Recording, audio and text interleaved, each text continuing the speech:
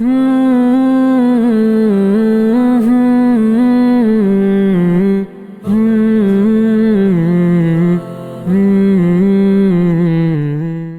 بات نصاب کے حوالے سے یہ بھی سمجھنی چاہیے کہ اگر کسی پر قرضہ ہے، مثال کے طور پر کسی کے پاس 2 لاکھ روپے ہیں لیکن اس پہ 2.5 لاکھ روپے قرضہ ہے، یا 2 لاکھ روپے ہیں 1,80,000 روپے اس پہ قرضہ ہے، تو پہلے قرضے کو مائنس کرے گا، وہ پہلے قرضے کو مائنس کرے گا.